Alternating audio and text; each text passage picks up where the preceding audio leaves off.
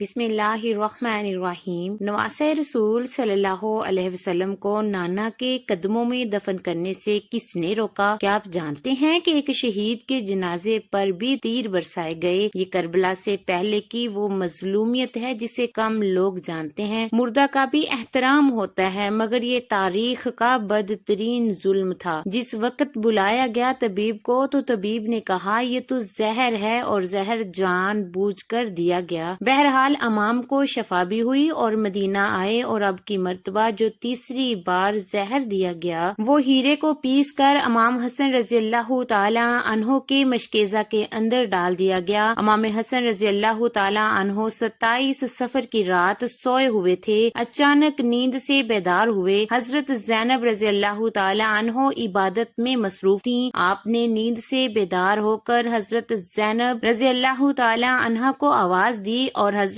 زینب امام کی طرف متوجہ ہوئی۔ حضرت حسن رضی اللہ تعالی عنہ فرمانے لگے، میں نے خواب میں نانا جان اور امی اور ابا جان کو دیکھا، وہ مجھے جنت کی سیر کرواتے ہیں۔ میں نے نانا جان سے عرض کیا، آپ میرے حالات سے باخبر ہیں۔ مجھے تمانچے لگائے گئے، میرے پیروں تلے سے مسلح کھینچا گیا، کتنا ستایا گیا۔ میرے سامنے اس وقت مدینہ میں میرے والدین کو گالیاں دی جاتی ہیں۔ یا رسول اللہ، میں اس دور سے گزر رہا ہوں۔ آقا نے فرمایا کہ صبر کرو، تم بہت جلد ہم سے آ کر ملنے والے ہو۔ امام حسن رضی اللہ تعالی عنہ نے ایک اور خواب دیکھا کہ آپ کی پیشانی پر قل ھو اللہ شریف لکھی ہوئی ہے۔ یہ خواب جب لوگوں نے سنا تو خوش ہوئے، لیکن آپ کے شاگرد سعید ابن مسیب نے سنا تو آپ نے فرمایا، مولا اگر یہ خواب کی تعبیر پوری ہو گئی تو سمجھ لیجئے آپ بہت جلد دنیا سے جانے والے ہیں، کچھ ہی دن بچے ہیں۔ یہ خواب تو تھا ہی، سب لرزے ہوئے تھے، اور اس خواب نے اور لرزا کے رکھ دیا۔ امام حسن رضی اللہ تعالی عنہ نے کہا، بہن میں نے خواب دیکھا ہے۔ حضرت زینب نے پوچھا، یہ کیسا خواب ہے؟ امام نے مشکیزہ لانے کو کہا، اور مشکیزے سے جب پانی پیا تو مشکیزے میں موجود جو ہیرا پیس کر ڈالا گیا تھا وہ آپ کے پیٹ میں چلا گیا۔ روایتوں میں آتا ہے کہ مورخین لکھتے ہیں کہ آپ کے کلیجے کے 72 ٹکڑے ہوئے، بعض نے لکھا کہ اس ٹکڑے ہوئے، بعض نے لکھا کہ آپ کی آنتوں اور کلیجے کے 100 سے زیادہ ٹکڑے ہوئے۔ جب آپ کہہ کرتے تو وہ ٹکڑے ہو کر گرتے۔ سوچئے ذرا یہ ہیرا کیا ہوتا ہے، اس کو کانچ پر چلائیں تو کانچ کٹ جاتا ہے۔ یزید صرف قاتل حسین رضی اللہ تعالیٰ عنہ ہی نہیں بلکہ قاتل حسن رضی اللہ تعالیٰ عنہ بھی ہیں۔ اس پر تو سب اتفاق کرتے ہیں کہ سازش یزید کی تھی، لیکن زہر دیا کس نے، اس پر تاریخ خاموش ہے۔ حضرت مولانا حسن بریلوی رحمت اللہ علیہ نے ایک عورت کا نام لکھا، لیکن مفتی جلال الدین اس عورت پر خاموش کا حکم دیتے ہیں۔ مورخین اس میں اتنے الجھے ہوئے ہیں کہ کوئی واضح موقف پیش نہیں کیا جاتا، لیکن پڑھے لکھے لوگ ہیں ان کے لیے ایک بات ہے کہ زہر دینے والا کون ہے۔ جس وقت ٹکڑے ہو کر گرنے لگے تو امام نے حضرت حسین رضی اللہ تعالی عنہ کو بلانے کا حکم دیا تاکہ کچھ نصیحت کر دوں۔ حضرت حسین رضی اللہ تعالی عنہ آئے اور حالت دیکھ کر گلے مل کر خوب روئے۔ بھائی بتاؤ آپ کو زہر کس نے دیا؟ اس لیے کہ سید الصابرین کا نواسا ہے۔ بھائی مجھے جس پر شک ہے اگر وہی ہے تو اللہ بہترین انتقام لینے والا ہے، اور شک کی بنیاد پر کسی کو قتل نہیں کیا جا سکتا، کیونکہ میں نام لوں گا تو تم قتل کر دو گے، اور شک کی بنیاد پر کسی کو قتل نہیں کیا جا سکتا۔ اللہ بہترین انتقام لینے والا ہے۔ جب امام حسن نے امام حسین کو نہیں بتایا کہ قاتل کون ہے تو حتمی طور پر کسی کے بارے میں یہ فیصلہ کر دینا کہ فلاں قاتل ہے، میں سمجھتی ہوں کہ یہ زیادہ مناسب نظر نہیں آتا۔ بہرحال جب صبح ہوئی اور لوگ جمع ہونے لگے تو اس وقت امام حسن نے کہا، حسین میرا چہرہ کیسا نظر آ رہا ہے؟ امام حسین رضی اللہ تعالی عنہ نے روتے ہوئے فرمایا، آپ کا چہرہ ہرا ہو گیا ہے۔ مسکرا کر کہا، اس تکلیف میں بھی مسکرایا ہے حسن، جس تکلیف میں لوگوں کی ساری خوشیاں چھین جاتی ہیں۔ حسن مجتبی رضی اللہ تعالی عنہ نے جب سنا کہ میرا چہرہ ہرا ہوا ہے تو فرمایا، حسین یاد ہے نانا کی حدیث معراج مکمل ہو گئی ہے۔ لوگوں نے پوچھا کہ حدیث معراج کیا ہے؟ فرمایا کہ جب میرے حضور معراج پر گئے اور ہماری پیدائش نہیں ہوئی تھی تو نانا معراج پر جنت کی سیر کر رہے تھے تو جنت میں 2 محل دیکھے، ایک ہرا تھا اور ایک لال تھا۔ اس وقت رضوان جنت نے کہا کہ یا رسول اللہ، جاتے جاتے اپنے شہزادوں کے محل بھی دیکھ جائیں جن سے پوری جنت کا حسن دبالا ہوتا ہے۔ ہے۔ حضرت نے فرمایا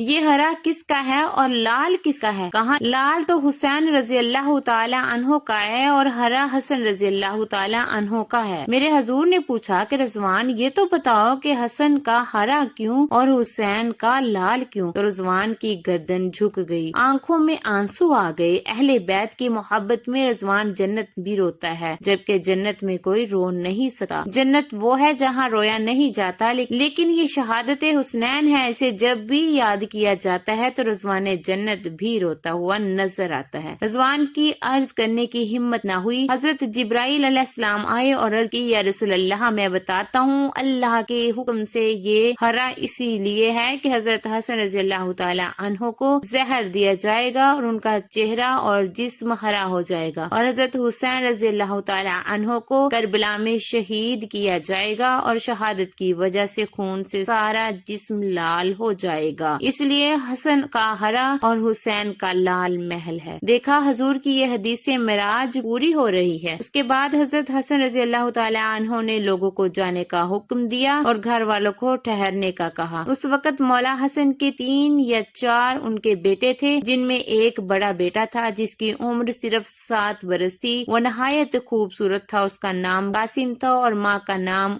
فروہ تھا۔ فروہ قاسم کے سر پر ہاتھ پھیرتی اور اپنے شوہر کی طرف دیکھتی، گویا اپنی بے بسی ان کے سامنے رکھ رہی ہوں۔ ہائے بے بسی، ہائے بے کسی، مگر زبان سے کچھ کہہ نہ سکتی تھی۔ جب سب لوگ چلے گئے اور کوئی باقی نہ رہا تو حضرت حسن رضی اللہ تعالی عنہ نے اپنے بازو پر بندھے تعویذ کو کھولنے کا حکم فروہ کو دیا۔ تعویذ کھول کر حضرت حسن نے فرمایا میرے بیٹے قاسم کو میرے پاس لاؤ۔ آپ نے اپنے ہاتھوں سے وہ تعویذ بیٹے کے بازو پر باندھ دیا اور فرمایا بیٹا ایک وقت آئے گا جب تو شدید مصیبت میں گرفتار ہوگا، اس وقت یہ تعویذ کھول کر دیکھ لینا۔ پھر حضرت حسین رضی اللہ تعالی عنہ کو بلا کر وصیت فرمائی اور کہا حسین صبر سے کام لینا اور میری تمنا ہے کہ جب میرا جنازہ اٹھے تو مجھے نانا کے قدموں میں دفن کرنا، میں نانا کے قدموں میں دفن ہونا چاہتا ہوں۔ امام علی مقام حضرت حسن رضی اللہ تعالی عنہ 28 صفر کو ایک روایت کے مطابق 29 صفر کو اور ایک روایت کے مطابق 5 ربیع الاول کو شہید ہوئے۔ آپ کی شہادت اس حال میں ہوئی کہ آپ کا پورا جسم سبز پڑ چکا تھا اور اندرونی آنتوں کے ٹکڑے کی کئی صورت باہر آ چکے تھے۔ جب حضرت حسن کی شہادت ہوئی تو